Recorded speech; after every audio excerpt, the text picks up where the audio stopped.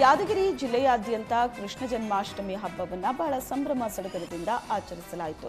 ಯಾದಗಿರಿ ಜಿಲ್ಲೆಯ ಗುರುಮಠಕಲ್ ತಾಲೂಕಿನ ಬೋರಬಂಡ ಗ್ರಾಮದ ಲಕ್ಷ್ಮೀ ತಿಮ್ಮಪ್ಪ ದೇವಸ್ಥಾನದಲ್ಲಿ ಅದ್ದೂರಿಯಾಗಿ ಶ್ರೀಕೃಷ್ಣ ಜನ್ಮಾಷ್ಟಮಿ ಆಚರಿಸಲಾಯಿತು. ಲಕ್ಷ್ಮೀ ತಿಮ್ಮಪ್ಪ ದೇವಸ್ಥಾನದ ಟ್ರಸ್ಟ್ ಅಧ್ಯಕ್ಷ ನರೇಂದ್ರ ರಾಠೋಡ್ ನೇತೃತ್ವದಲ್ಲಿ ಜನ್ಮಾಷ್ಟಮಿ ಮಾಡಲಾಯಿತು. ಬೋರಬಂಡ ಗ್ರಾಮದಿಂದ ಡಿಜೆ ಸೌಂಡ್ನೊಂದಿಗೆ ಕೃಷ್ಣನ ಪಲ್ಲಕ್ಕಿ ಉತ್ಸವ ನಡೆಯಿತು. ದೇವಸ್ಥಾನದ ಆವರಣದಲ್ಲಿ ಯುವಕರು ದಹಿ ಹಂಡಿ ಹೊಡೆದು ಖುಷಿಪಟ್ಟರು. ಬಳಿಕ ರಥೋತ್ಸವ ನಡೆಯಿತು. ಇನ್ನು ಭಕ್ತರಿಗೆ ಪ್ರಸಾದ ವ್ಯವಸ್ಥೆ ಮಾಡಲಾಗಿತ್ತು.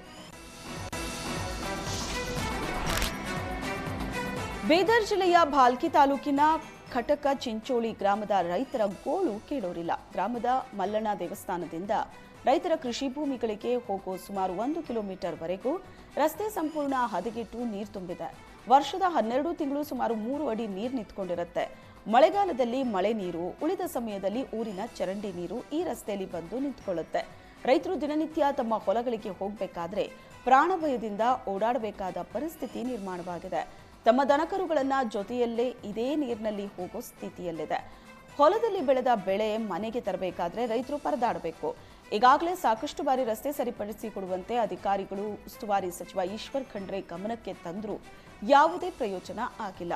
ಕೂಡಲೇ ರಸ್ತೆ ಕಾಮಗಾರಿ ಮಾಡಿಕೊಟ್ಟಿಲ್ಲ ಅಂದ್ರೆ ಉಗ್ರವಾಗಿ ಹೋರಾಟ ನಡೆಸುವುದಾಗಿ ರೈತರು ಎಚ್ಚರಿಸಿದ್ದಾರೆ.